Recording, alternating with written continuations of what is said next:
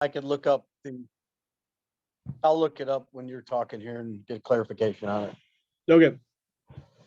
Thanks, Wayne, for the reminder about recording. I almost forgot. Any other questions before we go? And softball Dan is going to try to record that. He's on his phone trying to run it. But he is going to try to record. He had the button, so hopefully it is recording. But we'll have the baseball one for sure. His laptop went down in the last minute, so he's kind of little off kilter tonight because of that. But all right, so we'll go ahead and get started here. This is a presentation. You see 2020 FEB 2022 FEB clinic. This is a presentation from one of our clinics from last year. But it is still very good and still very relevant. So we're going to go through and kind of talk through it. It wasn't my presentation. I stole it from, I think it was Ed Hayes's presentation. But we're gonna reuse it tonight. So all right, so what if you've seen Ed speak at the clinics, he very much so will talk about his experience of making mistakes early in his career and not realizing they were mistakes, and then learning from those as you go. That's a very common thing for all of us. But I think once you recognize that you are making mistakes and you're not doing things the right way, even though you might feel right or you might get away with it, that's when, I think that's really when you turn the corner of your umpiring career. Okay, so the quote he put in here: "It's easier to stop something from happening in the first place than to repair the damage after it has happened." Once you establish a habit, a bad habit in umpiring, it's really hard to get rid of. If you watch I'm not going to name any names, but there are some of our top umpires, even state level umpires, that still take their mask off with their right hand. It's just one of those little things that you really should not do. You're not supposed to do, but they didn't break the habit early, and they continue to do it today. So, but those are things like, it's better to, what the proper way to do is to take your mask off with the left hand, and they still take it off with the right hand. Some of the things we talked about last week about verbiage, making sure that you're using umpire verbiage and using the right terminology, and that makes a big difference, and it changes. It's not, can you get away with it? Yes. Are a lot of people going to notice besides umpires? No, but it does help you along the way and helps you become a better umpire, by you doing the right terminology and doing the right things. And that's kind of where this is going. It is, do it the right way from the beginning and learn those good habits, and then you won't have to break the bad ones later on. All right, so things that you got to, make sure that you're ready for and doing in your game and all the different aspects of it. First one is preparation. All the guys out here tonight, I think we got 51 guys between the two sessions right now. This is your preparation, right? It's the meetings, it's the clinics, it's the reading the rule book, it's looking at videos and learning from them. It's making sure your equipment is in your car, make sure your equipment is clean, make sure it fits, confirming your assignments. It's talking to your partner before the game if you have one, getting to the field on time, getting dressed on time, parking in the right place, making sure all those things, right? That's all the preparation part. Are things you have to run through, and you can't skip steps of those things. If you skip those things, it's going to show, right? And first step for you guys, you're here already. This is big to sit here and listen. I always say I've run these things. It's probably 12 years, 15 years since we started doing these, and I started coordinating these. I like for what I learn at these every year. I'm able to just guys talking, and Rafi correcting me when I mess up on rules and trying to get free shin guards out of it, those kind of things.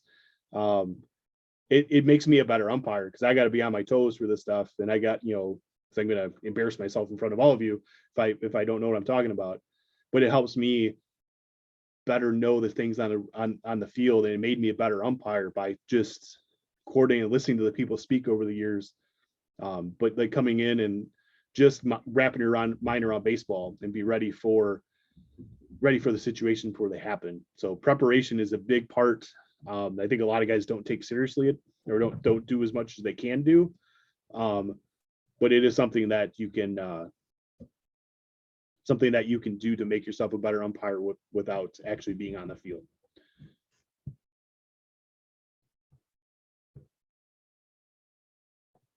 All right. So pregame with your partner. This is a big one. Okay.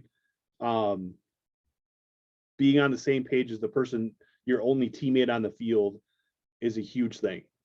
Last year, I worked a game with a partner, a varsity game in Rockford. I didn't think I was going to have a partner. There was no partner all day long. There's nobody, I thought for sure I was going to have to work the game by myself. Then last minute, I get a partner, get to the field, and well, we text a little bit before, who's going to work the plate or whatever, and she wanted me to work the plate. It's like, that's fine. And then she said she hasn't worked much baseball before. Okay, so that's fine. Like we're in a spot now where it's there's not a lot of umpires out there. We were struggling to fill some games, especially during the week. So I get there, find out that she's only worked freshman baseball before, and she primarily works softball. Okay, so our pregame was a 2-man clinic, right? What to do, where to be, the signal of, the world's burning down. We talk through the whole game, making sure she was covering and was in the right place. She was very nervous, and she, after the game, my feedback for her was like, you look like you were lost, but every bang play, every close play she got right. Is that you just, she was a good official, but you wouldn't be able to tell because she was out of her element there that night. So those are that was the one example of what the pregame looked like. If I'm working with Derek Lee, who I've worked with 100 times over the years, it's not going to be as detailed, but we're still going to go over the basics, right? What do you do on a pull for the swipe tag? What hand do I point with for check swings? There's a lot, just the simple coverages, when we're rotating, the signals we're going to give. The one I do cover, I just said it, but I really like the signal when the world feels like it's falling down around you, right? Because a lot of times when we make a mistake, we don't realize it. Then all of a sudden, the world's burning down, you have no idea what's going on. And that's the that's no matter what partner I work with, we talk about that. But have that pregame, get comfortable, talk, if the teams in the games, if that's relevant. Was there something goofy that happened in the game before? Do these teams not like each other? Those kind of things. Like, it's good to know going in so you're not surprised, because being surprised is where you get killed on the field. So talking with your partner, talking through things, you can take a lot of that surprise out there. The plate meeting, being ready to be able to run a plate meeting without looking like you're lost. Okay. My mantra is short and sweet, right? It's not a rules discussion. It's not, joking around. It's not light. It's light, but it's not, it's not so much where it's just, you're stumbling over yourself, right? It's, take the lineup cards, ask the coaches if they're properly equipped, ask the home coach to take you around, and do you have any questions? Ask your partner if you have anything, and get off. It should be 90 seconds. It should be at the most 30 seconds of you talking, okay, and a minute for the coach to go around the field, and then you're done. That's all you need at the plate meeting. the more you say, the more that can be quoted later, right? And the more you talk, the more you're going to say something stupid. You got better chance of saying something stupid. So plate meeting, being prepared to be able to do that quickly. That's something you can do. Get your wife and your kid, and run through a plate meeting, right? So you can talk yourself through. It's a very short process, and I think a lot of times, like, newer guys or even some experienced guys spend too much time there, right? It's not the purpose. There's a purpose to that meeting, and it's to get the lineups exchanged, go over ground rules, and that's the purpose of that.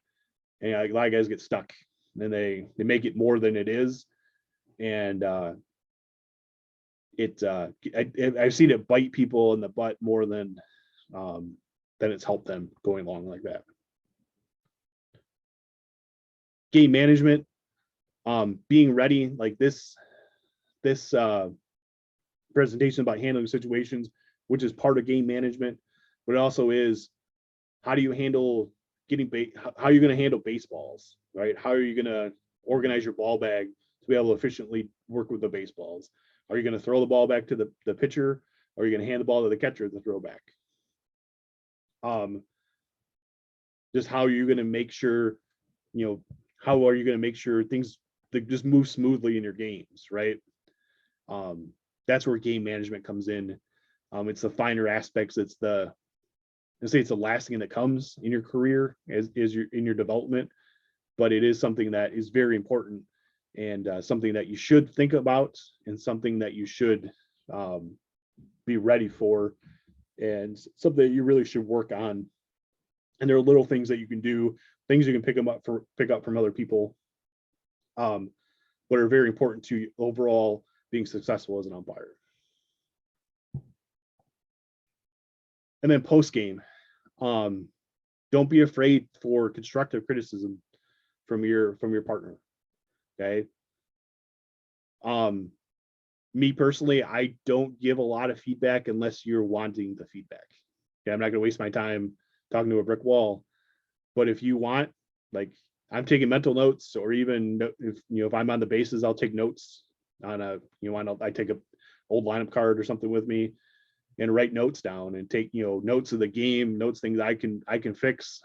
But is also things that things my partner can work on, right? And what are they doing? What can I learn from it? And then if they ask me, what can they work on? Always ask. I ask no matter who I work with, right? What do you got for me? Okay. And there's always something you can work on. There's always something you can get better at. But take the time to post game. Okay. As you're getting undressed, don't be in a big hurry to get out. Talk about what went right, what went wrong, how do we handle the situation, what should we have done differently. Talk about the weird play, that happens, or just break down what happened in the game. It's good to just unwind from it. Okay, you wrap your head around it before you move on, right? And you can use those experiences to help you be a better umpire, right? So don't just get undressed and run.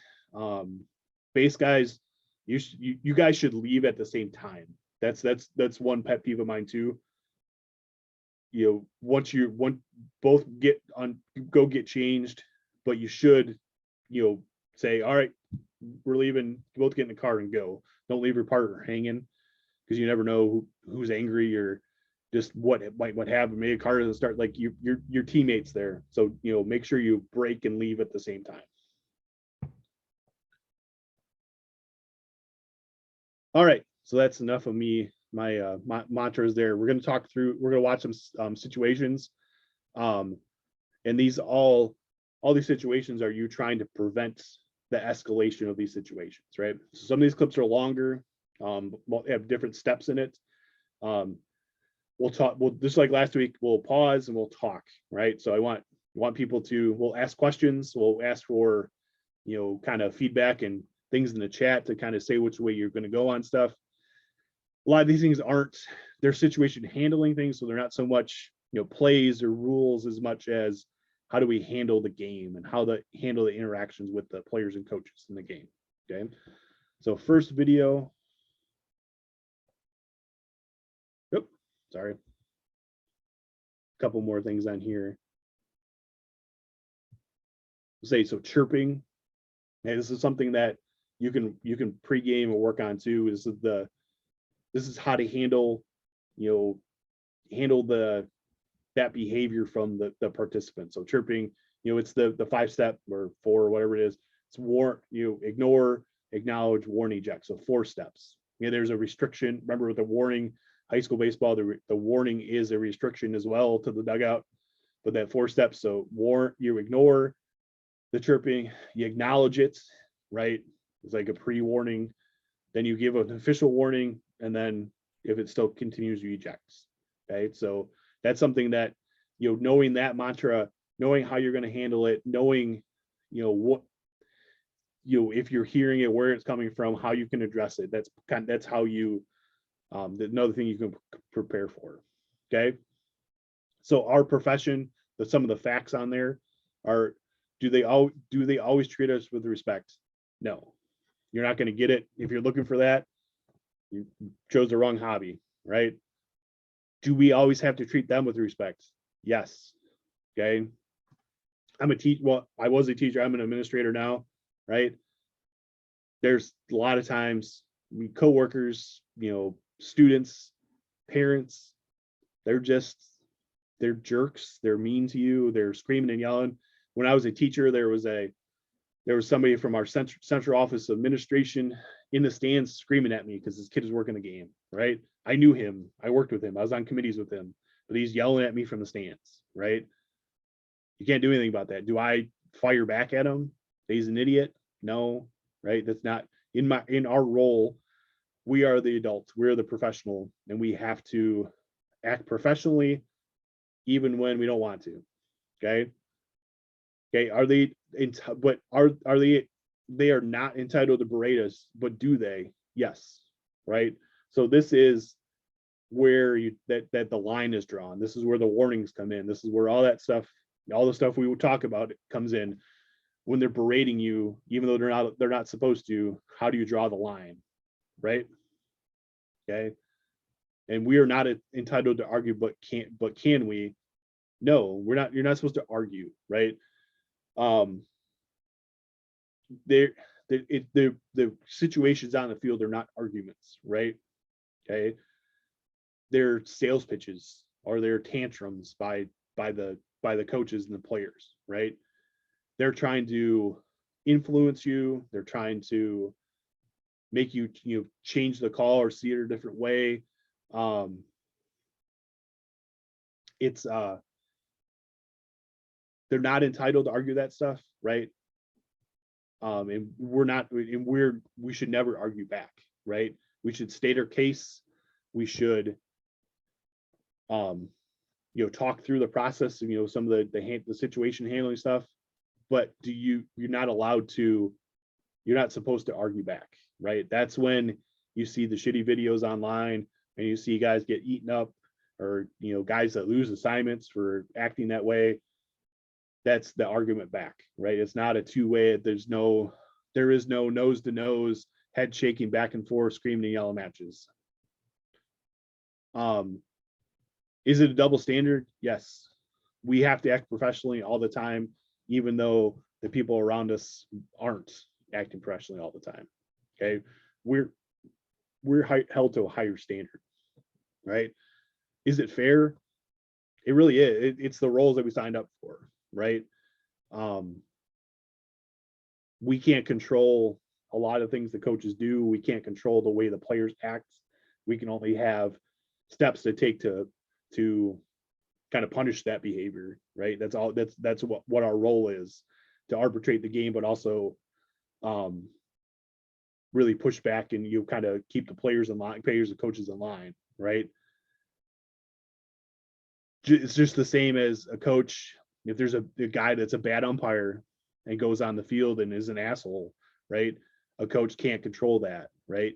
He's got to use the things in his power to slow that down, right? And stop it from, escalating, or keeping his players from escalating, right?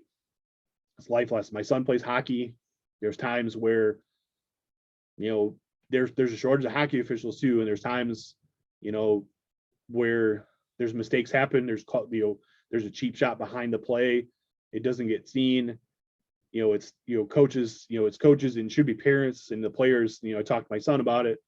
It's your job to not react to that. You know, respond to adversity is what we're trying to, you know, they're trying to teach, or they should be trying to teach their players what they should strive for, right? It's when they don't, right? Then when something Claude doesn't go their way, they act badly, and that's where we need to step in and do something about the situation.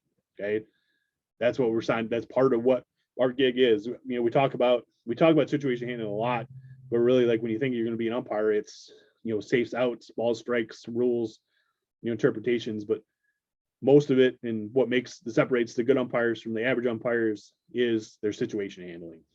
Okay. All right. I think the video. All right. So now we got videos here. So we're going to show it through. Okay. We'll ask questions on how should we handle this, or how should we respond to this? What should the umpire in the situation do? What did they do well? And we can go ahead, you can unmute and talk, or you can put it in the chat. But we're going to play some videos through here. They're all YouTube videos, so hopefully they show through well. I will copy the link and put it in the chat in case it breaks up for you. All right, here we go. No sound on this one.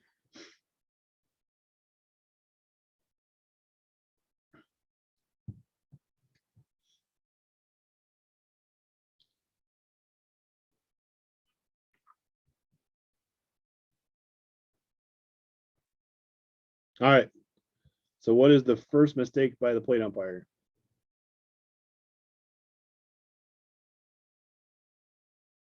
First mistake is wearing a gray ball bag. That's a trick question. With this situation, right, the video cuts out pretty quick, but he doesn't do anything, right? So we're gonna assume this coach has not been ejected at this point, right? So he's just walking back to the plate. The coach is still mad, comes up, clears off the plate. Who knows what he's saying? And kicks dirt on it. What is the one and only correct reaction to this happening to you on the field?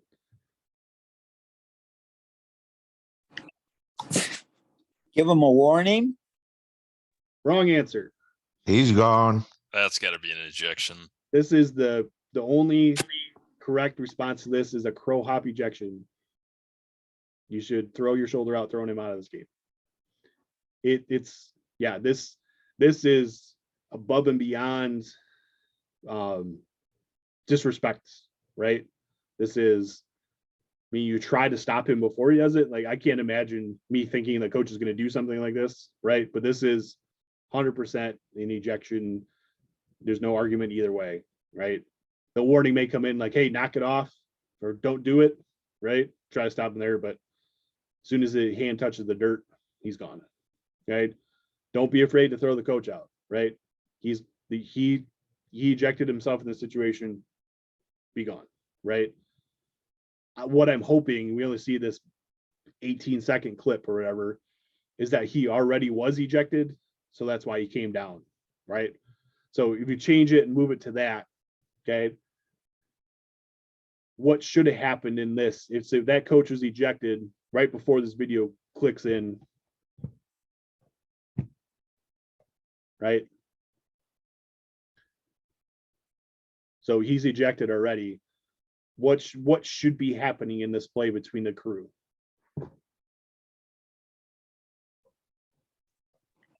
What should the plate umpire do if he did eject the coach already? Where should he walk away and let the other umpire get in the middle of them? Correct. So plate umpire, you eject and disengage. So eject and walk away. And then if the coach is still irate, the base umpire should be in the vicinity somewhere, right? Should be within earshot. Okay. As soon as the ejection happens, that's where base umpire partner, or non-ejecting umpire, you swoop in and you escort the coach off the field, right? Plate umpire again. There's no post ejection getting your money's worth allowed in high school baseball. You swoop in, you cut in front of them, right? You don't touch him, you don't put your hands on him, but you're rodeo clowning him away, right? And then the plate umpire get out of there, don't engage, don't say anything, be done with it, right? One man, that's the tough part. You don't argue, like, again, don't argue with him. Once he's ejected, if he continues to do the stuff, just say, coach, you got to go, coach, you got to leave, and just keep saying that. If he doesn't walk away, if he keeps going, you look over to the assistant coach. If there's another one in there, hey, get him out of here, he needs to go, right? And then it's, coach, if you don't go, we're going to suspend this game. He doesn't go, it continues on. All right, say game suspended, and you leave. And don't let him talk about, they just go and leave, right? He's got to leave in a timely fashion. If he doesn't, the consequences that you're going to leave the game suspended and you're leaving. Okay, don't say you're forfeiting the game or that's the end of the game. That's not your decision. Okay, if he decides that he wants to be an ass and not leave and do all this bullshit, then you just separate yourself from the situation. Yeah, you try to, you're going to have to keep de-escalation stuff that you're doing there by yourself and you're on an island. All of us were there. It sucks. There's a lot that you can do, but those you have to use, if he has an assistant coach or something, just remind him of the consequences of him staying there. And if he chooses to keep doing it, then let him go. Then you leave. Alan, so what is the AD role here with him not leaving? Well, if he was a good administrator, his ass would be on the field getting his coach out of there before he gets suspended. If the ADs in freshman softball games, you're not going to see many ADs there. You may be an assistant AD here and there, but they don't want to be there. They're not going to spend a lot of time there. If this is the only coach and he gets ejected, then you need a team representative to coach. It's not a dad from the stands gets promoted. It's got to be somebody that is certified through the state to be able to be a coach or a teacher as well. So that's where you give them a chance to try to find somebody to keep the game going. Otherwise, you suspend the game and go.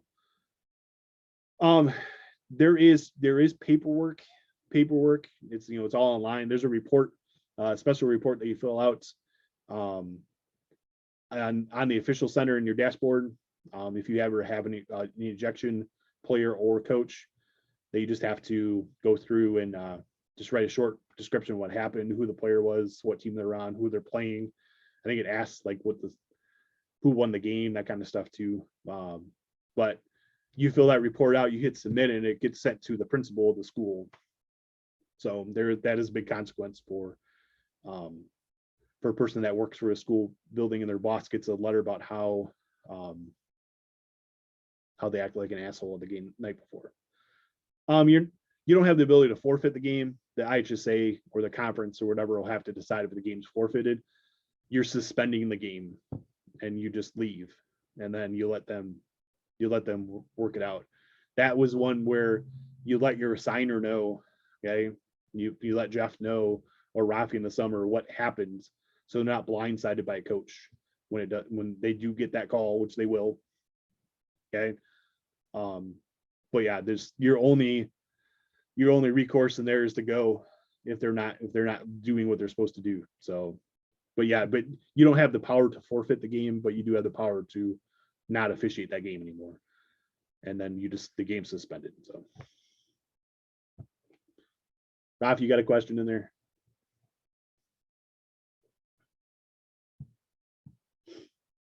What would you do? What would like us to do for summer ball? I think I answered that already, but if you want anything else to add to it.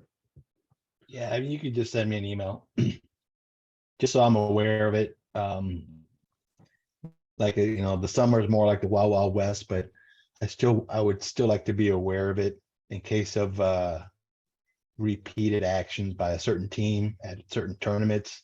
If we do a game day tournament and that team's at the tournament the following weekend, and maybe I hear something again, then then we got an issue. Yeah, because even last year there was a situation where some freaking coach was throwing balls at one of our umpires like towards the plate. He got ejected and the assistant got ejected. And I pretty much told game day, if either of those coaches come back for the rest of the weekend, I'm pulling my umpires off the field. It was like tough shit. That's going way beyond. Like if a coach did, like what he did in this video, he's not going to be allowed the rest of the weekend, or else they just won't have umpires. And I'll back you up, I'll back you up on these extreme situations like that.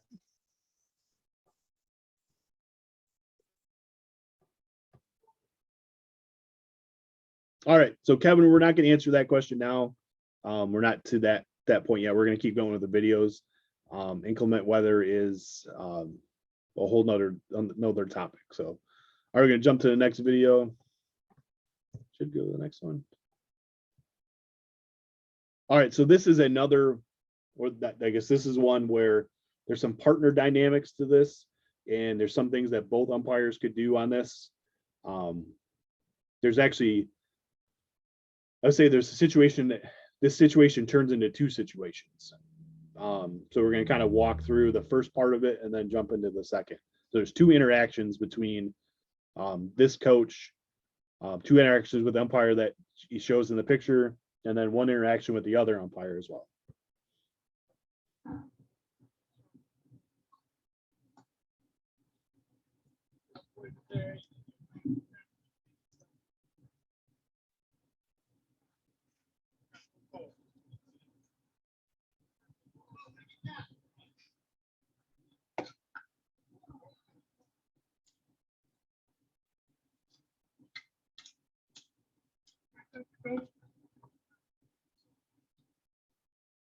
All right, so first interaction actually does pretty well, right? He gives him an explanation. His body language is good. There's no heatedness between the two of them. Coach goes back to the dugout, right? So that first part of there, he did really well, and situation did not escalate.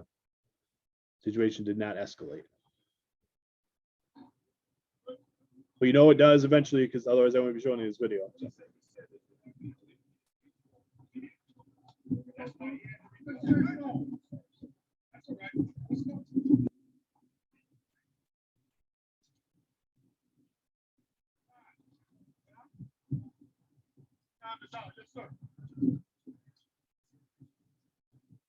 All right. You're the plate umpire.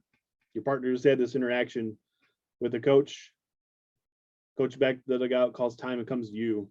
What are you going to do, and what are you going to say to this coach when he asks you about the same play?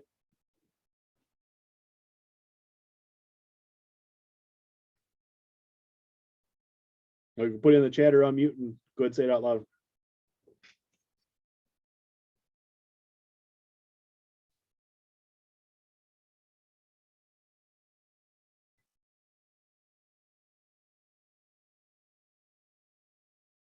Everybody asleep out there?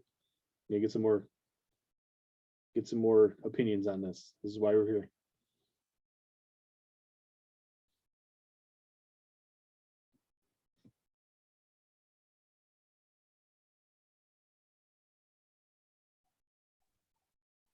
I'll talk.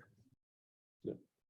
So first I would listen to why he's coming back out. Maybe it's not to do with that. Maybe it's a substitution, or maybe it's some other issue. So first I would find out what it is. But if it's something that was the call of the base umpire and it's already been discussed, then you're moving on to a different conversation from that point. Yep. So the first three answers, thank you, Bill. That's exactly how I would do it. Okay. The first actually four responses. Okay. A warning a warning could come at the end, you know, if he doesn't go back to the dugout. But first off, Tom, exactly, you listen to what he's saying, right? You expect good intentions at first, right? Even though probably not likely it could be good intentions, but you do, it is a, you expect good intentions him coming out, right? You know, you can kind of hear, I don't know how well you can hear it, but he starts talking about that play right away, right? As soon as he talks about that play again, say, hey, coach, you already talked to my partner about that. We're not talking about it. It's not my call. You need to go back to the dugout. Okay. So those first three, be courteous to him until he's doing something, you know, he's not doing what he's supposed to do. Like you're not, it's not your call. It's not your job to overturn the call. Your opinion on it doesn't matter, right? Unless your partner asks you for help, right? So if that coach comes out, don't engage in a discussion about what happened in the play. Okay. Ask him to go back to the dugout. Say, that's not my call. You talked to my partner already. Please go back to the dugout. Okay. And the warning would come in if he keeps going. Say, coach, I'm not talking about it, right? That's the acknowledging, right? You know, and then you go through your steps, but you don't engage in a conversation about your partner's call with the coach. Okay. So now you'll see this, they do engage in a conversation, right? So now kind of see how this kind of plays out here.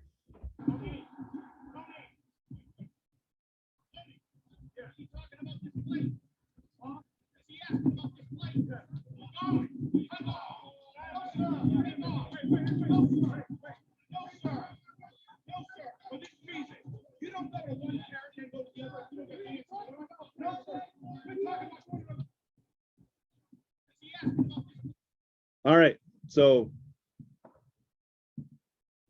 as the base umpire, so there's a lot of dynamics that can happen in what a call is on this, right? As the base umpire, what do you do if you know that conversation's going on?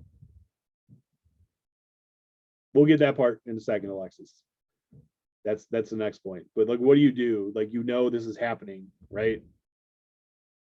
What do you do anything in that situation?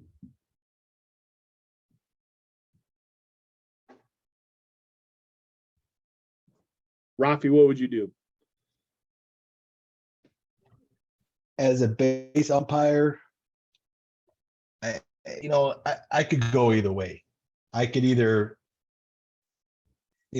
handle it a little bit different than this guy, but I can either re-engage at the moment, or I can just wait till after the game, and then, I'm going to have some words with my partner. Because the plate umpire put the base umpire in a position to do this. The plate umpire didn't handle it properly. So it kind of stems from that. So again, maybe I'll wait till, they're done with the conversation, and I'll come and talk to my plate umpire privately and say, hey, were you guys talking about, my play? Okay, if that's the case, then I got a couple options. Yeah, you could probably eject the guy if you wanted to, but I would also let my plate umpire know, like, hey, listen, just, let's not do that. Let's move forward. But, let's never step on each other's toes. Yep. Yeah, I think I completely agree with that, Raf. I don't think I jump back in this play. Like, I don't jump back in this conversation, right? Just like if my partner has a call and they're handling it wrong, or they don't do something, they don't go through all the steps on an ejection, right? I'm not going to go in and start talking to my coach about that play, right? I'm not going to talk about what my partner did, or they're like, you just kind of state, I'm going to be steaming, right? I'm going to be pissed, and my partner's going to hear about it if you ask or not after the game, right? Because you're just undermining me at that point. You're undermining the credibility of your partner if you engage in this, right? Okay. As you'll see, we'll let this play out, this video play out, but the mistake the base umpire makes is he argues, right? he escalates the situation, right? The coach going to the other umpire isn't an ejectable act, right?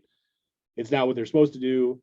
It's, it's not, not part of what you should do as a coach, but it's not, that in itself is not an ejectable offense, right? Okay, unless unless that coach had said that's your warning, or he'd gone through the steps and restricted them and done all the warning stuff. Okay, it shouldn't be an ejectable offense. So he kind of escalates the situation, and then we'll kind of talk about how he handles this after that. So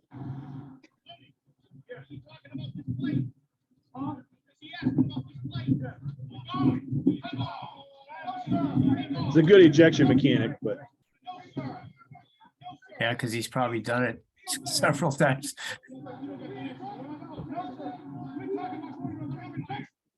all right. So just that interaction, right?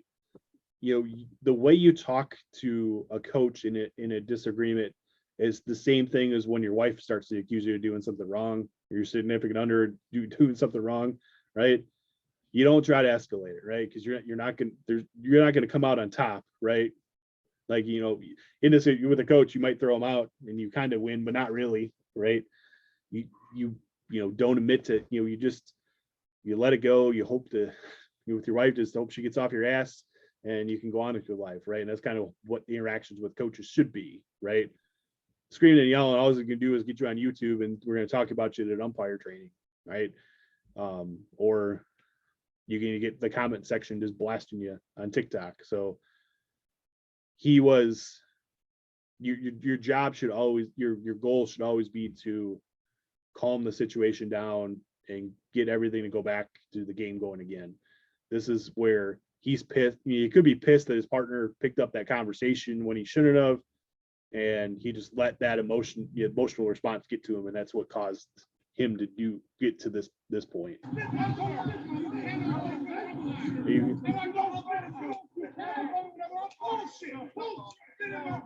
So here the base guy's trying to, he's a major league umpire, you can see his hat too. He's trying to get in between them, right? But his the base umpire is not letting him get there, right? This is where once the ejection happens, there's no more talk, right? You spin, walk away. The coach gets in between, and they go, I think this is a men's league.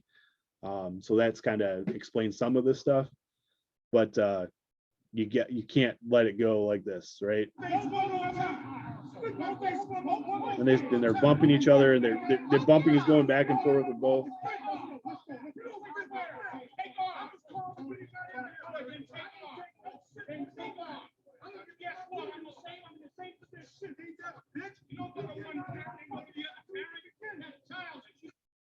Like this this is not how you handle it.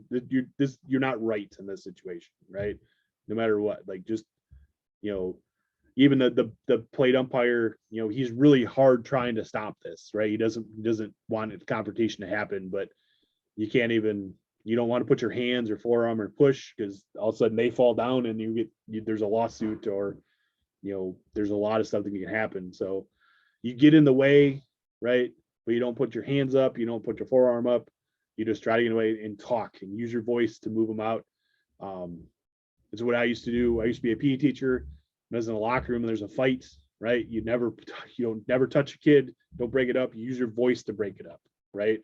And you use your proximity, your space. You can get in the space, but you can't touch intentional contact. There's none of that stuff. Never put your hands up to him, right?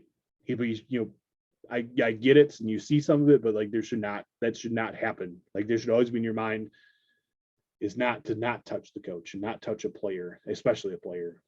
But yeah, so this situation, to play out better, right? The plate umpire shouldn't have engaged with the coach to discuss about the play.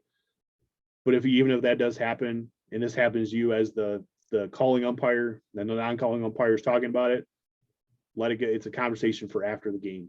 Never jump back in, because ultimately it's another coach bitching about a call, right? So there's not a purpose to, you're not going to win that, you're not going to stop that. Just shake it off during the game, let your partner know and get that, have that conversation in the parking lot. But don't have an emotional response to the situation like this coach did, or this umpire did in this situation. Any questions on this one before we jump on? All right.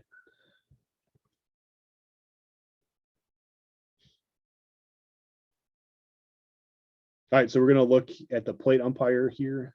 And there's a few different interactions with the coach with this I think head coach in this situation. All right, so one last guy. So base umpire, like a dog with a bone, with a bone. I feel like he probably has a lot of ejections in his career. Your ejection account has nothing to do. Your number of ejections. How do I say this? Just because you have a lot of ejections doesn't mean you're a bad umpire or bad at handling situations. So never misconstrue those two things together, right? There's a lot of umpires that have low ejection counts or brag about having ejections for 10 years, okay? But they might not be good at all handling situations. They just let everybody, you let everybody run all over them and they don't handle situations correctly. So that's saying a guy, this guy's, if he's like this all the time and he gets ejections looking for him, like there's a difference, right? Guys that have a high ejection count could mean they're a bad umpire or they're confrontational, but it also can mean they actually handle situations and they don't let people run all over them. So low ejection counts do not mean that you're good at handling situations, but it could mean you are, but it doesn't always mean you do, right? So the ejection counts they're overrated, right? And they don't tell the whole story about what umpires' ability to handle a game or handle situations. The better you become in handling situations, the less ejections you'll have, yes. But just because you don't eject people, even though they have an ejectionable, something that you should be ejected for. My story, so Jeff, one year in the off season, every email that he sent out talked about keeping coaches in the game and game management and how we should try to just keep be patient with coaches and have a leash and like all this stuff, like all his different diatribes. Is the Bibles it was back before we had our assigning system online. And we would just get emails, and every time is have good game management and all this stuff, right? My first game, I threw a coach out, right? Because you know what, he deserved to get thrown out, right? He acted like an idiot, and he went through all the steps, and he still got ejected, and it is what it is, right? And I text Jeff and told him I had an ejection, first game, and he goes, "All right, what happened?" Send a report. And that's it, right? So if your assigner will never be mad at you if you did everything right in a situation and you had an ejection, right? Where they're going to question is when you don't handle things right, your report shows you didn't, and you have a pattern of not handling situations right. If you do it right, Rafi's the king of ejections. I've seen some of his finer moments on some of those, right? But he handles things right. What? I don't make me bring up the Cowboy Championship. That's all I gotta say. But Rafi, hopefully I'm speaking what you want to hear. Rafi is, if you're looking for guys to handle situations correctly, and if it ends up being an ejection because of that, you don't have an issue with that. Is that right? Correct. Yeah, I just, at the same time, I just don't want it to be like, I think you're the one that shared, you probably could have tossed the one coach from like, one of those Western schools, but you didn't because he was the only coach. So, because he wasn't getting ejected, he kept acting like a fool every game, where he should have gotten ejected literally every game. But he used I'm the only coach, so I can act there, however I want. I'm not going to get tossed. Yep. So don't miss a good ejection either, because then the next guy has to deal with that situation. over the course of your career, you're going to regret the ejections you miss more than the ejections you make. Those are the ones that are going to eat at you. At least, Yeah, when I want to just comment a couple real quick things on that. So one of the things too is it really didn't seem like the base umpire showed a lot of confidence in his partner. I mean, he just came out to him and it wasn't very long and he personalized it. And then the other thing too, he should have just let his home plate umpire handle it until the home plate umpire looked at his base guy and said something, or, you know, you got to have confidence in your partner, unless your partner is, you got a young kid out there for his first few games, or like you had a partner who didn't do much baseball, then maybe you interact quicker. But otherwise, the home plate umpire looked experienced. It seemed like he could have handled that situation. The other thing too is to remember, you know, with video, when you scream across like that, and then you eject out from the middle of the field, and then you briskly walk aggressively towards the coach, I mean, that doesn't play well on the video. So one thing to always remember, like, everything's being filmed now, and to try to keep that in mind. So when you get into a situation where you can get somewhat contentious or argumentative, that you remember you want to look good on the video. yeah, and even if you handle everything perfectly right in a situation, they're going to put the video on YouTube, and there's all the idiots in the comment section is still going to blast you because they hate umpires, and that's the culture that we're fighting against. So don't give them any more rope to hang you with, right? Just, you know, stay calm. Like, it's, if you look at most of the younger umpires in the major leagues, right, they don't react and they don't have big reactions. There's no nose to nose arguments anymore. The younger guys, they've been trained, and the guys they bring up are guys that can stay calm in those situations. Right? They have ejections still, right? But there's not big blow-ups. There's not, you know, baiting. There's not picking battles, right? Because they've been trained not to do that, and that's the kind of guys that Major League Baseball is looking for, and that's what they want to see. All right, so we'll watch a little bit of this one. This video starts off with just showing the video, and then it kind of shows, and it kind of does some text on the screen saying what they're saying in the situation. So we'll go through this, and you can obviously it's a younger plate umpire, and more, it looks like more or an older, at least, base umpire.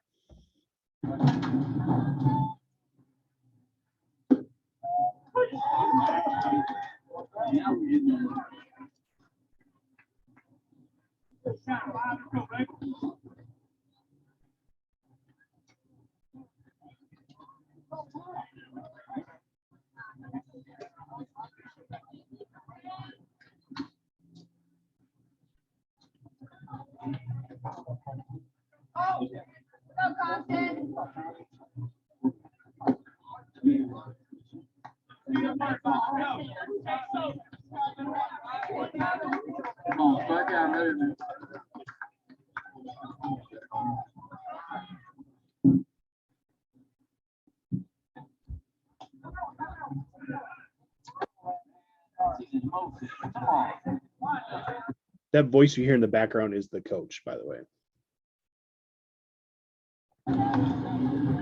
Read the book. Read the book.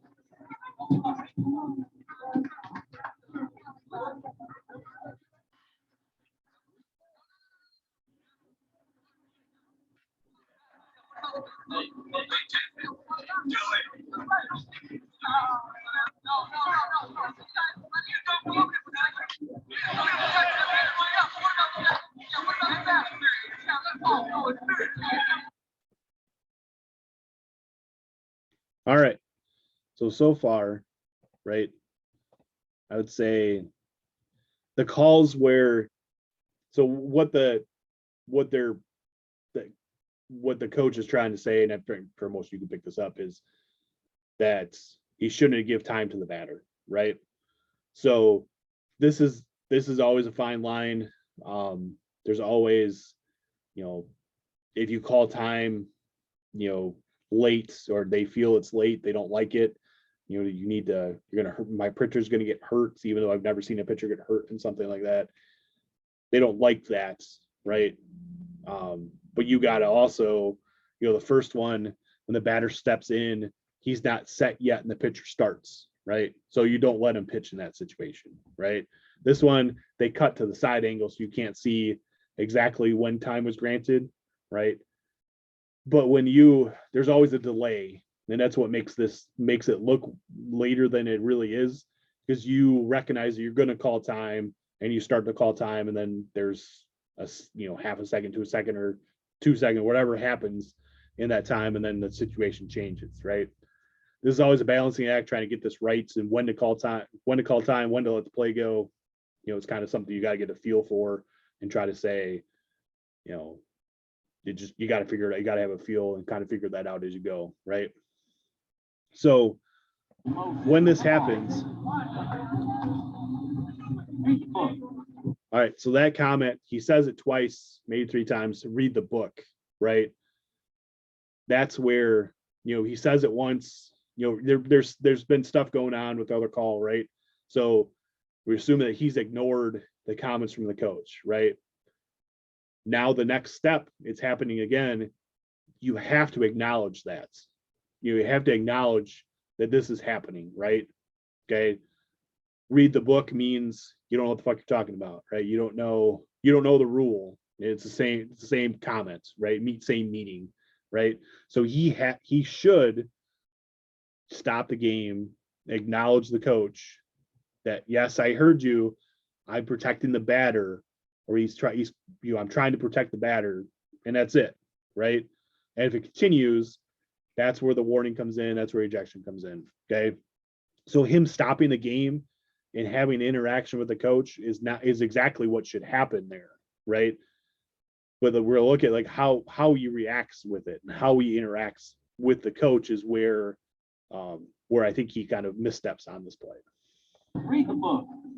All right, he ignores it, calls time, and he's talking to the coach, right? That's exactly what you should do. Like even there, right? He's putting his hand up. No, we're not talking. No, like we're not doing it, right? So I think up to this point, everything's fine. What Bill was just talking about before, right? You stick your hand back and you're pointing and you're gesturing. This is where you lose. He's losing his cool a little bit, right? You can say everything that he says, right? Without the gesture, right? He points there.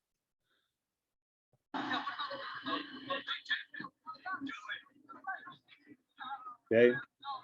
And he throws it out and he's reacting, he's emotionally reacting to the play, and he's pointing and he's yelling. Now he's raising his voice.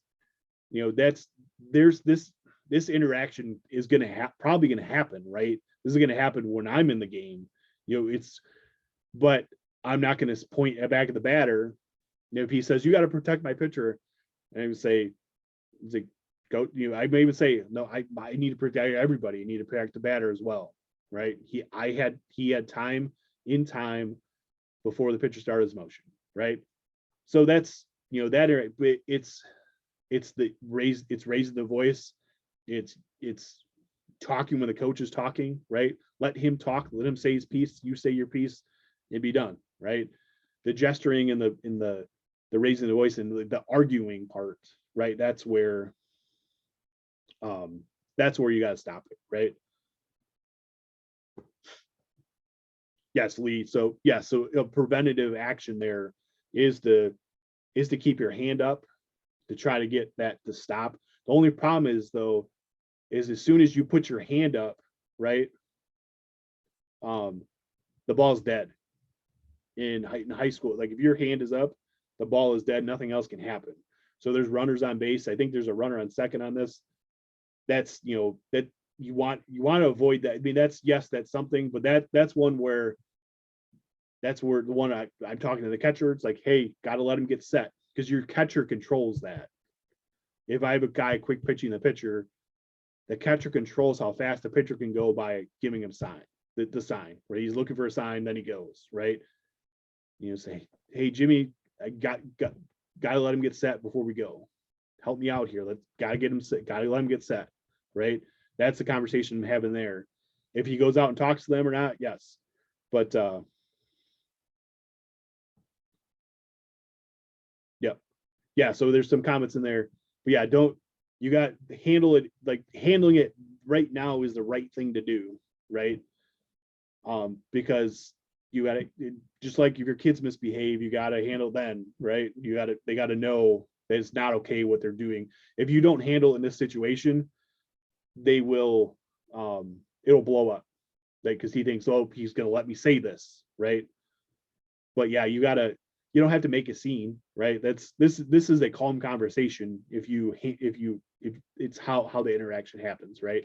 It's if you let the coach gesture, right? That's fine. Like you do that, and then everybody sees it, and everybody gets escalated. Okay. To your point though, We'll let couldn't we'll let this play through because there's more to this. And like he's still yelling there, right? You don't have to get the last word in. It doesn't work. It doesn't work with your wife. It doesn't work with the coach. All right, tough guy, here we go.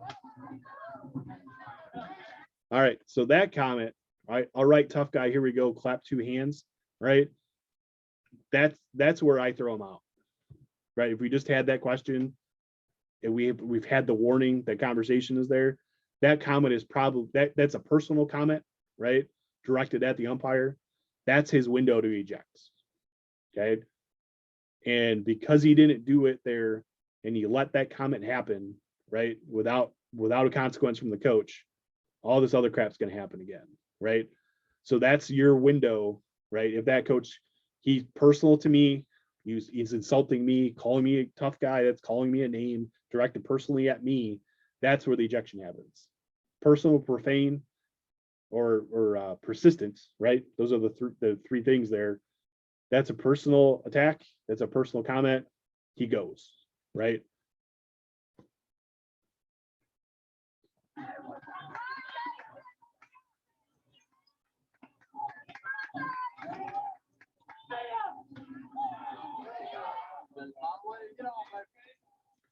On the way.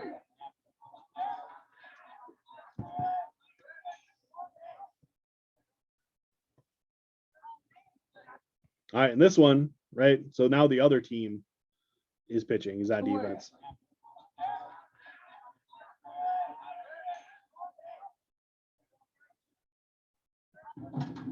Ah, dang it.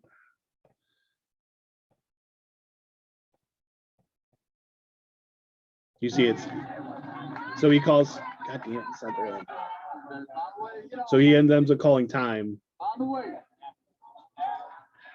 kind of late, one of those same thing, right? So this is the lesson of, if it feels good to say, you shouldn't say it, right? Because all of us think that, right? If you had that interaction, that coach is still there, and you call time for his batter, and at the same similar situation, you want to say, what now, asshole? Is that not okay now? Right? That's what you want to yell at on the coach, right? But you can't, right? That's where we have to be the adult in the situation, right? So you can see, I don't know if you can hear, but you can see in the text, is that okay? Is that okay if I do that to the coach? So starts another interaction, right? Oh. All right, so now this escalation is 100% on the umpire, right? He caused this to happen. So now the coach is going across the field. He wants to talk to the other umpire, right? If that happens, I'm doing this too, right? Don't let him do it. Don't even give your partner a chance to mess this up. Like you're talking to me. You're going to talk to me, right? You cut him off. And you talk to him. He's instigating.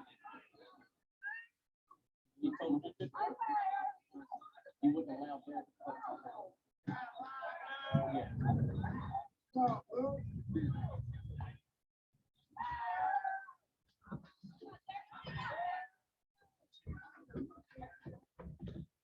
Most of that's okay. Like the last parting shot there is not how we should handle it, right? So he's restricting the coach to the dugout, right?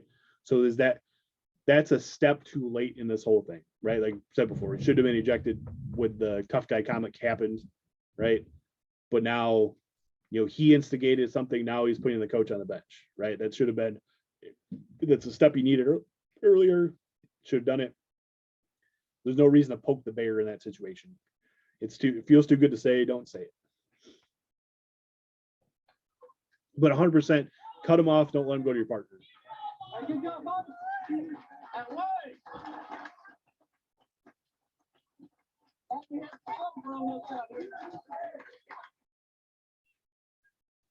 So now you can kind of see in the text on here. It says, coach says timeout, I need to talk to you, and points at the base umpire. I'm going to talk to him, right? Plate umpire restricts him to the dugout. Then I'm going to ask him a question. So he calls him ref for some reason, which is really weird. He's right. He said, I was minding my own business, and then he started that, right? But okay, so now he's restricted to the dugout.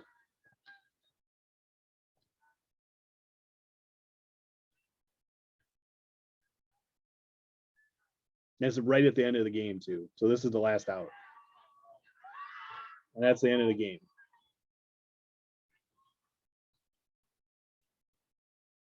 So now so you and your partner should have some kind of game plan on this, right? The game hasn't gone well. It's angry on the blue team side, whatever, the visiting team, I think, in this situation, right? As soon as that last out is made, get the hell out, right? You're going to see that he's going to engage that coach again, right? So they're yelling, he's pointing, he's yelling at somebody else from the other side.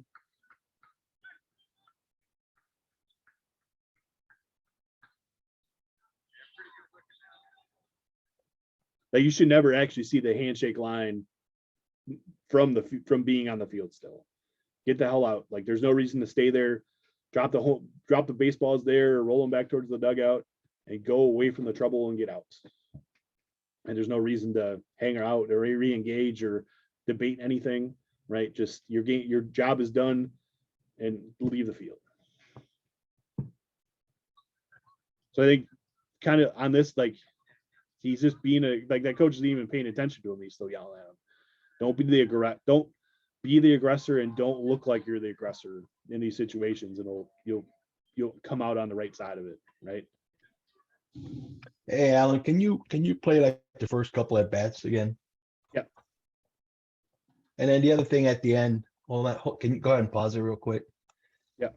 At the end, then the other thing too is, when Alan said, get the hell out of there, you should know which dugout to leave. So that red team on the first base side, you should have gone immediately towards that dugout and not given the other coach or any of the assistants an opportunity to say anything to you. Yep. This is where too. So again, this is my pet peeve.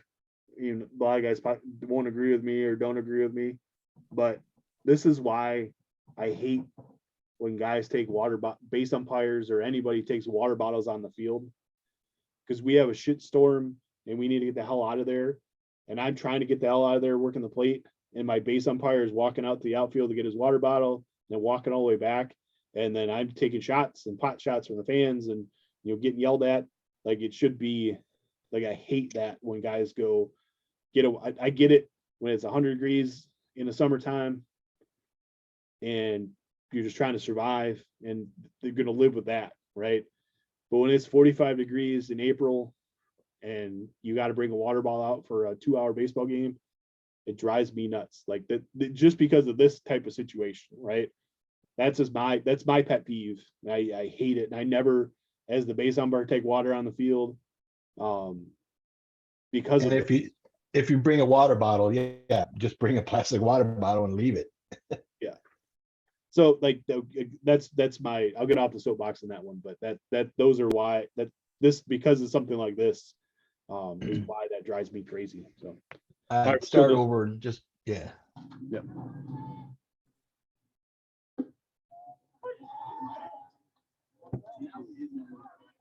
Okay, so you can pause it. 'Cause somebody made a comment about couldn't the plate umpire have prevented a lot of things by addressing the quick pitching with a pitcher and a catcher rather than all the timeouts. I personally didn't feel like we're quick pitching. You know, the battery is trying to establish a rhythm. And that's what they're trying to do. So I don't think they're quick pitching. What's the very first thing I see? The batter leaves the batter's box between the pitch. So as a plate umpire, you have to control that.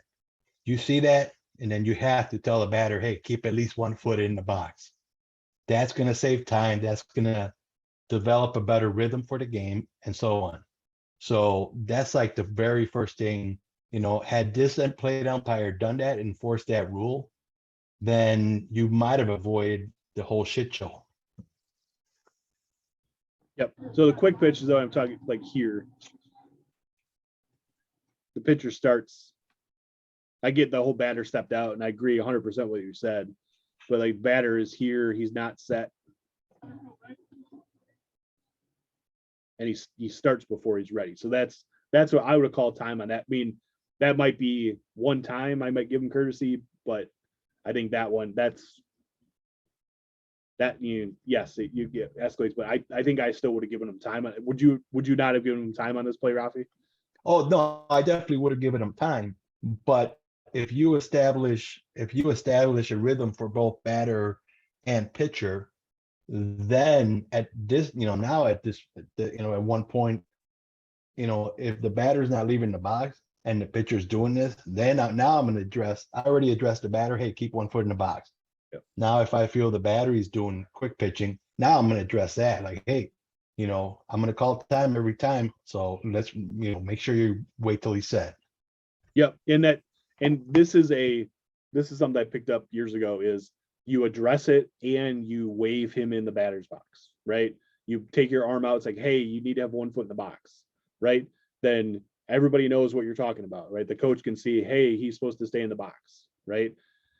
95% of the time, the kid will just say, oh, sorry, Blue. And then he puts his foot back in the box, right? It's a lot of that. It's pointing and I'm showing everybody what's going on, right? But yes, you have to address it every time. And every time it happens, make sure you say something, right? I don't think I've ever called a strike for a kid stepping out of the box, but I will always address when he does it when he's not supposed to do it, right?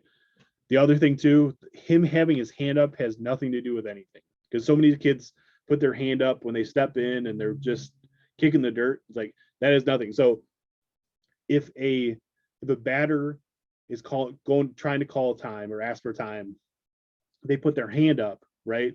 The first time I will call time. And then I will tell the batter, call time, don't wave at me. Right? So yes, so they should, like Ryan said, you need to ask for it. Yes. So just putting the hand up, like I'm locked in, I'm trying to see the pitch, I'm working on what I need to do. Him waving at me doesn't mean anything, right? And I'll tell him that, you know, make sure you call time, don't wave at me. They go, okay, and then they get a verbal next time, right? But yeah, everybody steps in with their hand up like this, like it's doesn't mean anything to me. Like their hand up doesn't mean anything to me. Yeah, and even if they all of a sudden they call time, you know, there's plenty of times I'll say nope, and here comes the pitch. Like basically that just means too late. Yep. Or they'll ask you after what they'll say, why didn't it's like you had it too late. They say, oh, I had my hand up. It's like I didn't see it. I need a verbal. You know, those are, it doesn't hurt. One pitch isn't going to kill them and they have that. But yeah, so there's game management things to stop with it. I don't know if it stops the whole thing. A lot of this is on the reaction of the plate umpire on some of this stuff. And also for some of you young guys, this happened to me too. When you start working varsity baseball or higher level baseball, every time you go up, you will there's a kind of a trial period. Coaches will test you.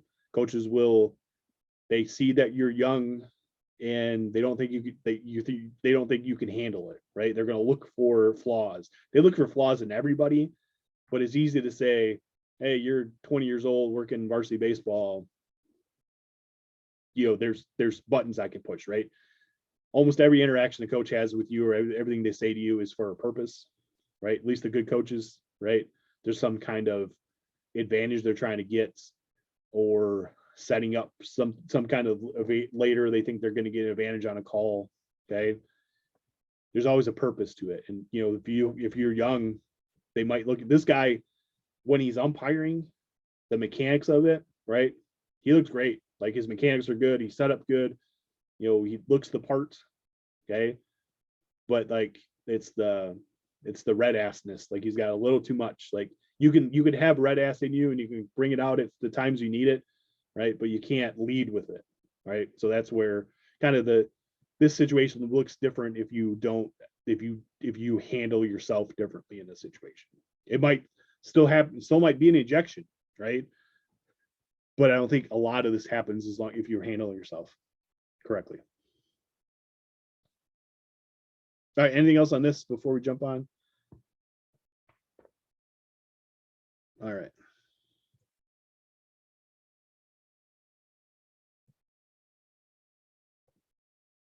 We won't lead into this one. Hey, this time swing up to beat it. Let's go. Get on. Bring it in. 400.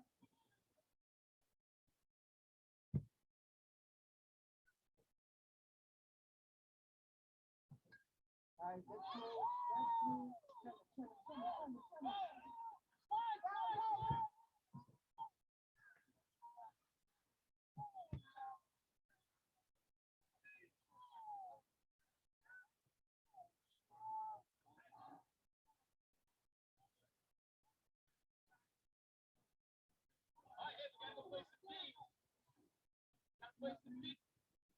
All right. So we can kind of pick apart a little bit on this, right? But the worst part of this whole thing is the left-handed catcher to start with. Nothing ever good when you have a left-handed catcher. It's obviously lower level baseball, right? So you have a less experienced umpire, got his hat on backwards, I believe. His positioning is not really that good, but Indicator in the right hand. he does take his mask off with his left hand.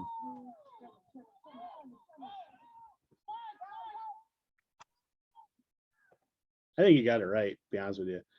Okay, he should be, right? So plays at the plate. He should be, I don't know if you can see my mouse or not.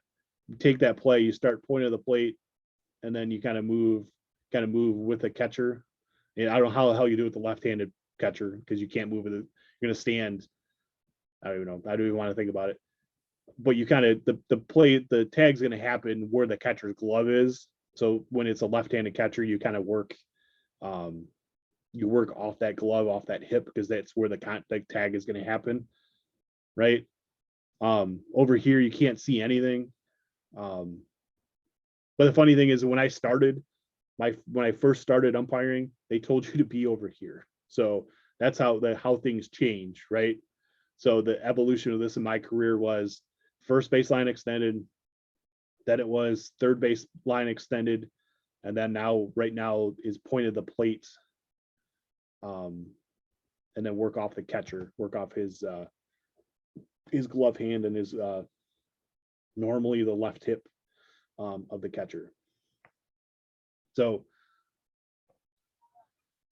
the other little things here too, right? When you clean the plate, always stand with your rear end facing the stands, right? Just in case your pants rip, you don't want the moms to see your underwear. But turn around and look the other way.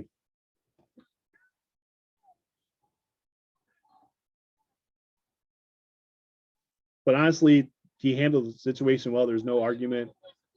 You know, this is obviously low level baseball, rec league stuff. But yeah, you got to be over here on taking this play and get a better idea on it. So, I think Matthew was out, just because he still goes by Matthew and he looks like he's like 15 years old. So, all right, we'll go to the next play. or on this one, this is a pro level game.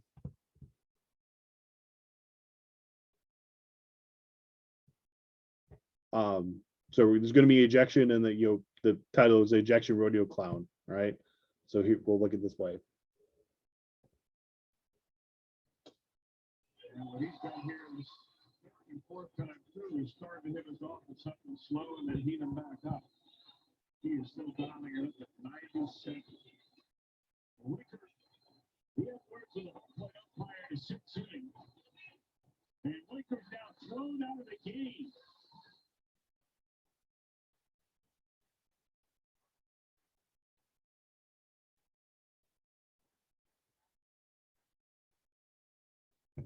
That's Marty Foster, who throws Winker out. After the call of his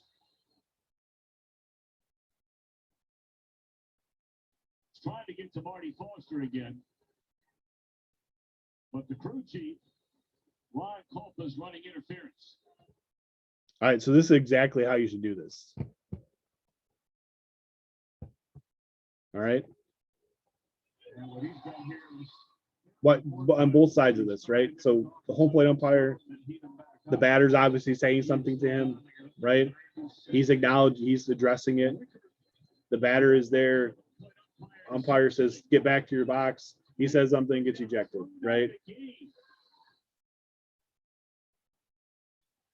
Coach is saying something, he gets ejected, right? Now your partner's there. So watch the base umpires. Look where his hands are. They're in his pockets, down at his side. He's not reaching out. He's just getting in the way. Pro ball, there is a little more of this after an ejection. It's not completely see you later, right? It's not completely turn away, walk away, but he does eventually, right? He's not, this situation, his partner is there, not letting him get him close to his umpire, giving his partner a chance to walk away. God damn it. Right? Gets in his way. He's not putting his hands out. He's not touching him. He's getting in the way. Right? And now he's moving away from his partner. His partner did walk away, turns his back, not engaging. Hands are down at the side. And he moves him away. Right?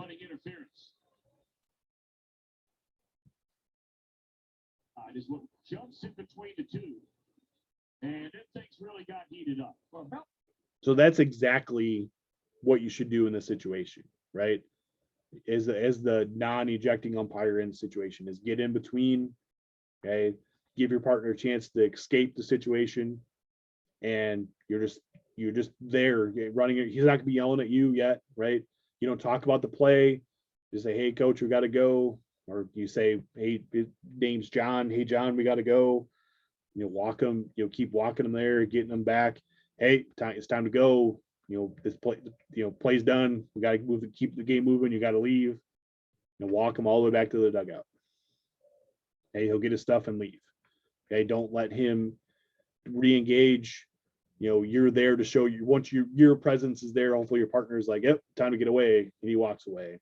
But this is exactly how you should handle this type of situation. You play the rodeo clown. Hands down at the side, never, even if you can't stay with him, he gets around you, don't stick your arm out and grab him, let him get around, and then you get in between him again and do it again. You're not going to see a lot of this type of situation in high school baseball, because there's consequences to them, right? There's consequences to them doing this stuff. This will be in your report that he didn't leave right away. And it's his job. It's not, the coaching might not be his job, but like he, might not be his main source of income like it is, college and pro ball, but it is his teaching job, most of the time is the livelihood, and they can't afford to lose that. So you won't see as much of this, but you might see it might happen. It's not out of the realm of possibilities. But if you do have an ejection, this is what you do as a partner. Did you get in there and move them out? Anything else on this one? This was seemed like pretty simple. All right.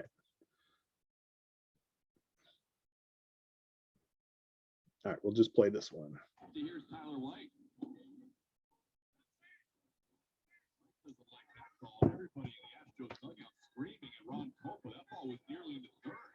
The same umpire, by the way.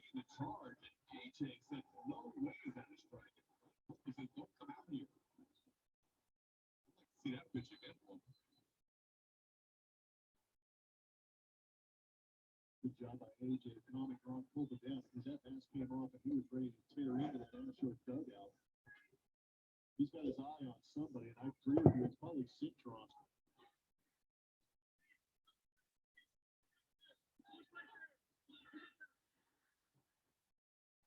Telling him, looking at our dugout, we're good.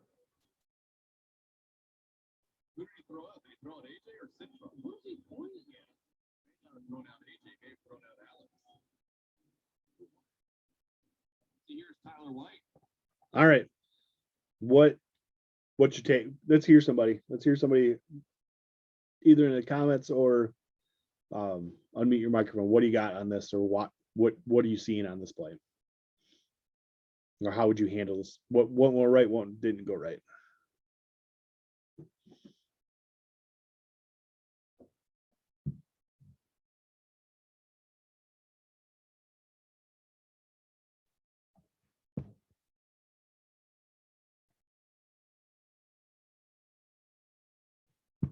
All right, so right away. All right, so he makes the call they don't like. Probably good chance he missed that pitch. What the hell just happened? God damn it. Here's Tyler White. Screaming at Ron Cole. So if you hear the chirping from the dugout, which obviously he did on this play, right? You have to acknowledge it, right? You ignore it. The comments happen. You got to acknowledge it, right? But again, you don't acknowledge it hard like this, right? You look at the dugout, you'd say to the coach, like, hey, knock it off. Or, hey, I heard you. That's enough. We're not talking about balls and strikes. Something along those lines, right? If we play the video, right? The umpire is escalated, right? And the head coach is actually de-escalating the umpire, right? Right. So on this, pretty sure the umpire is saying there's somebody in the dugout that got to stop, right? There's probably a player or assistant coach yelling, right? So that interaction, normally if he comes out arguing balls and strikes, you don't let him, right? But if he's talking and, say, trying to help you, calm them down, you let that happen, right? But in this situation, like, you don't lead with the angriness, don't lead with the aggressiveness, right? But you still got to acknowledge it, right? So he did what he's supposed to, acknowledge the behavior, but you don't aggressively acknowledge behavior. I think that's where the miss was here. Good job by AJ. Economic Ron pulled it down. His FS came off and he was ready to tear into the Nashua dugout. Now that happens, right? He's got his eye on somebody, and I agree with you. It's probably Don't listen to the announcers. So now, like, he's saying, oh, that's not your job to listen to our dugout. Bullshit. Like, if they're saying something to you and you hear something, like, if they say something loud enough in the dugout that's towards you, it's meant for your ears. Like, they'll say, oh, we're not talking to you. It's like, I don't care if you're not talking to me. If I hear you, that's directed towards me. It's something I have to deal with, right? So probably you're going to get, this is where the warning would come in, right? If you didn't give him a warning on the other one, you just went through acknowledge. You warn him now. High school, that's a dugout restriction, right? Then if they continue, then you get an ejection, right? So him doing this is a warning, right? And on this, he doesn't eject the head coach, right? He ejects the guy in the background. That's probably the bang the garbage can guy, for yelling, right? So you have to. So this, again, the steps, right? The acknowledge was aggressive, so it makes you look like the aggressor, but you do have to acknowledge it. Then if it continues, you warn, then eject. So go through your step. Don't this if it's just chirping. Try not to skip a step unless it's something egregious, something personal, right? But this is the one, like, This is, you take him through, he did the steps actually pretty well here, right? Besides the aggressiveness on the second one. So nobody acknowledged nobody caught the garbage can reference either, I see. So this is the Astros in 2019. This is the prime of the garbage can banging scandal. So anything else on this play? I think we'll do one more. It's actually past almost 8:40 already. All right, so this will be the last play. This is a ejection on a mound visit.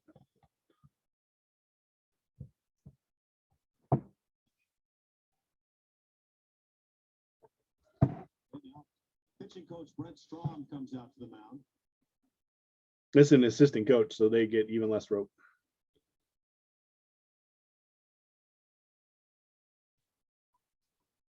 Conger already out there.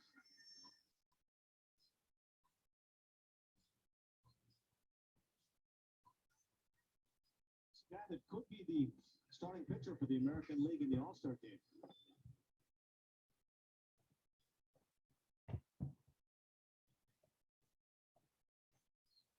That would be pretty cool for Dallas Keuchel. Starting that right. One of the other good pitchers in that American League.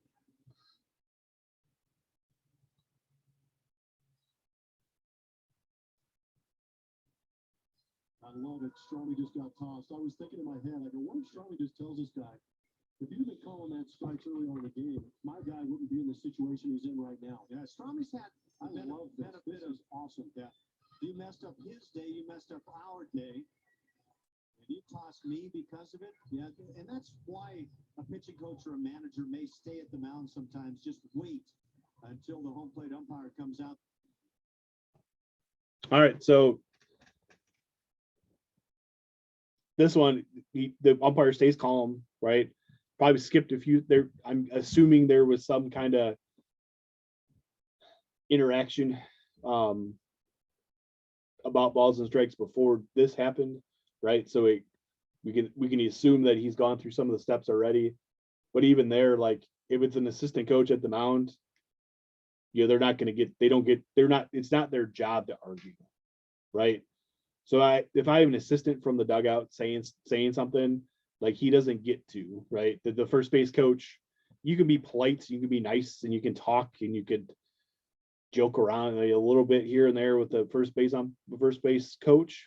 But as soon as they turn argumentative, you got to shut it down, right? I'll tell them, or I'll tell the head coach if there's an issue with an assistant. It's not his job to argue. It's your job to question call. It's your job to address the umpire.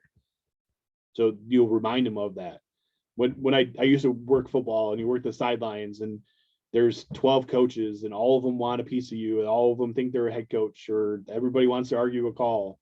I would always just turn to the head coach and say, John, I'm not talking to him, I'm talking to you. Right. And that's the conversation on it. So if you have in this situation, a coach, assistant coach especially, but a coach out there to argue at the mound, he could say the magic word quick, and you can skip steps on certain stuff, but I wouldn't get him for leaving his position to argue, but I would not entertain any conversation on that. I had this situation happen very similar to this probably 3 or 4 years ago. It was the coach did not like a ball call on a pitch that was up and away. I didn't even think it was really that close, but he had said something in the dugout, right? Next pitch, kid hits a gapper in the right center and gets a triple, right?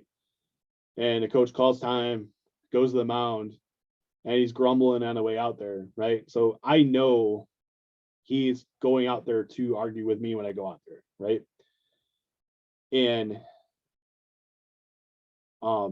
so but I still go up the first base line away from I'd go up the third base line, he's in the first base dugout. And the other coach, the coach for the other team, the home team, looks at me and smiles. Like he goes, almost like, are you gonna let him get away with this shit? Like that was kind of the look, and I know that coach really well, worked his games forever, right? So as soon as I can see like he's not really talking to his players, I go out there right away and address it, right? And the conversation goes, he starts in like almost immediately with what the pitch was, right? I'm like, almost said the guy's name. It's like, we're not talking about that. We're not arguing balls and strikes. You need to go back to the dugout. And he starts like, nope, we're not talking about it. Go back to the dugout. And he just, kind of just what the hell, and then walks away, right? So you'll be able to read this when they go out there to argue with you. Like, just go out there and get it over with, right? But also don't let them get started. Don't let them do any more than what they would from the dugout, right? It's like, hey, we're not talking about this. Go back to the dugout. We're not arguing balls and strikes here, right? And don't let him even get started on that stuff. Don't let him think he can. One, this is not Major League Baseball. He shouldn't be out there, trying to circumvent the way things work to argue with you at the mound, right? But this stuff I actually have seen happen. The coach that did this is, I think every time I've seen him, he's crazy. Like, just kind of, to me, he seems a little off, and not surprised that he would have done it, but also you don't let him do it. You don't give him a chance. Don't get an opening. You just stay. Nope, we're not talking about it. Get out of here. Go back to the dugout. So, but if he would have persisted or not taken my warning to stop, then I would have got rid of him. That's where you go through the progression.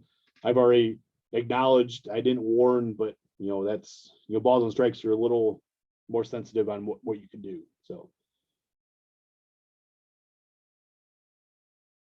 any questions on that? All right, so little housekeeping here. If you have not registered for the Belvedere North or the Wheaton College Clinic yet, please do so as soon as you can. We like to see those numbers early, so we can communicate with the sites and get food ordered. We are going to have a softball track, softball clinic standalone at Wheaton. We should have four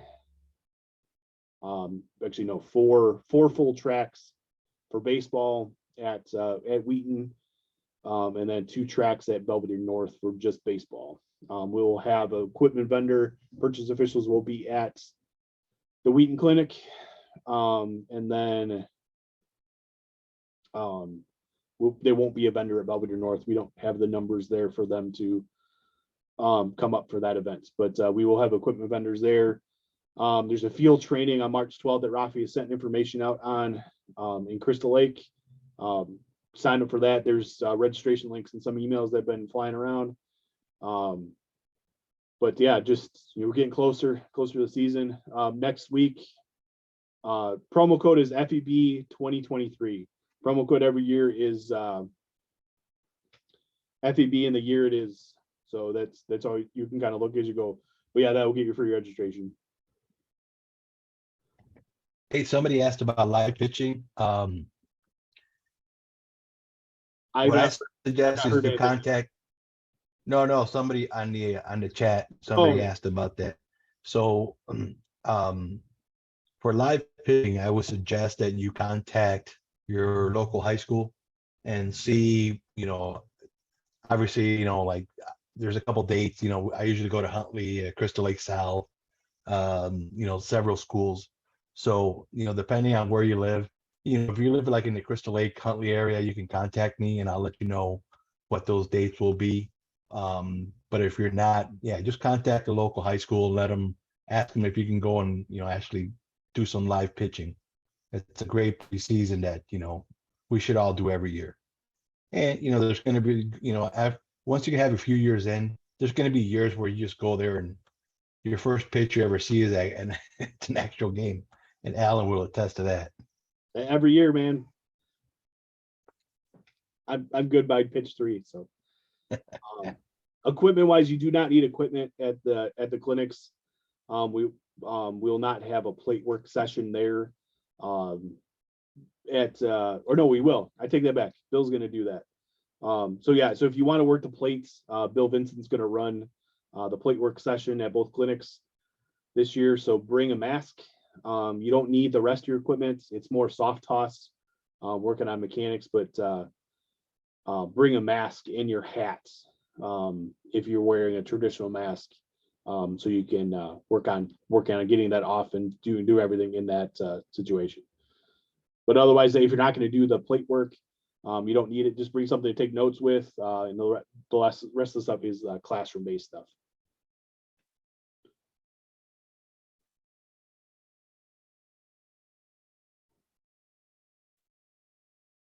All right, that is it for tonight. Thanks for everybody for coming out. Another big crowd tonight. I always excited that always worried nobody's gonna show up. So have a great night, everybody. We will see you next week.